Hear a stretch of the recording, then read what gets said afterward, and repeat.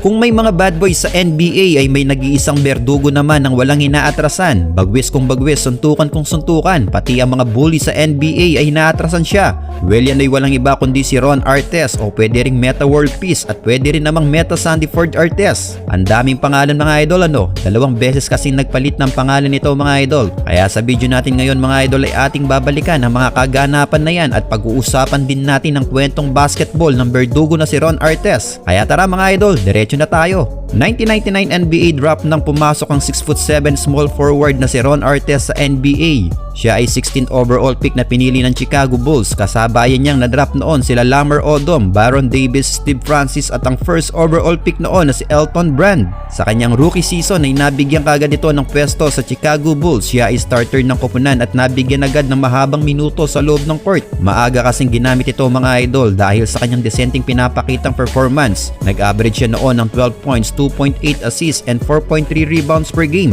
Kaya siya ay napabilang noon sa NBA All-Rookie Second Team. Sa kanyang pangatlong season sa NBA ay dito na lumabas ang pagkaberdugo nito mga idol. Dahil sa season na ito ay na-trade itong si Ron Artest sa koponan ng Indiana Pacers na kung saan ang kanilang head coach ay itong si Isaiah Thomas na miyembro ng Bad Boys ng Detroit Pistons noon. Sa mga clip na ating ipapakita mga idol ay talagang may pagkasalbahi talaga itong si Ron Artest. Sa aura pa lang niya ay talagang pinangingilagan siya ng kanyang mga nakakalaban. 2003-2004 ay ang best season ni Ron Artest sa kanyang karera sa NBA. Dahil sa season na ito mga idol ay nag-average siya noon ng 18.3 points, 3.7 assists at 5.3 rebounds per game.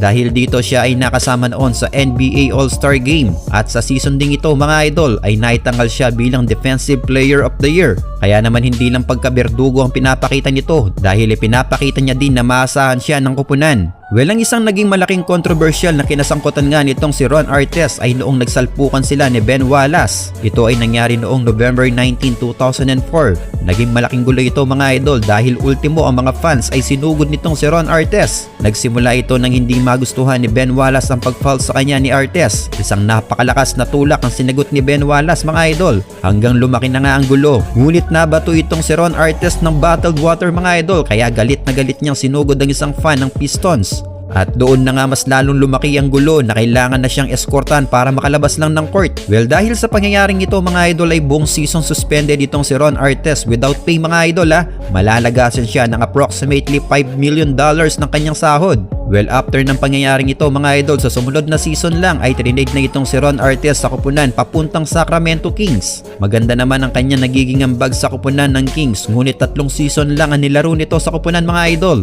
Dahil 2008 nang may trade na naman siya sa koponan ng Houston Rockets. Naging kakampi naman niya dito noon sila Yao Ming at Tracy McGrady. Naging maganda naman ang nailaro niya sa koponan. Umabot sila ng playoffs ngunit sa second round ay nalaglag sila ng Los Angeles Lakers. Sa sumunod na season ay natapos na ang kontrata nitong si Ron Artest. Hindi ito binigyan ng kontrata ng Houston Rockets. Kaya nakuha at pinapirma nga ito ng Los Angeles Lakers ng 5-year $33 million deal. Dito ay naging kakampi niya ang Black Mamba na si Kobe Bryant na nagbigay sa kanya ng kampyonato. Dahil nakapasok sila sa 2010 NBA Finals versus Boston Celtics. Napakagandang serye na umabot pa sa Game 7 ng kanilang naging laban mga idol. At sa wakas ay nakapagkampiyon nga itong si Ron Artest. Ngunit ito na ang kanyang una at huling kampyonato mga idol dahil hindi na ito nasundan pa. Nasa koponan ng Lakers siya din noong bigwasan niya itong si James Harden. July 11, 2013 nang winave ng Lakers itong si Ron Artest via amnesty clause para makagain relief from salary cap ang Lakers. Kaya nakapirma ito sa New York Knicks na kalaunan ay winave din nila ito mga idol. 2015 ay nakabalik pa nga ito sa koponan ng Los Angeles Lakers ngunit ginawang backup na lang ito ng koponan. Nakadalawang season pa siya rito na nag-average na lang ng 2.3 points per game. Kaya 2017 na mapagdesisyonan niya na tapusin na ang kanyang karera sa NBA. Well, kayo mga idol, ano ang masasabi nyo sa berdugong player na ito na si Ron Artest? Well, i-comment mo na yan sa ating comment section sa baba para malaman namin.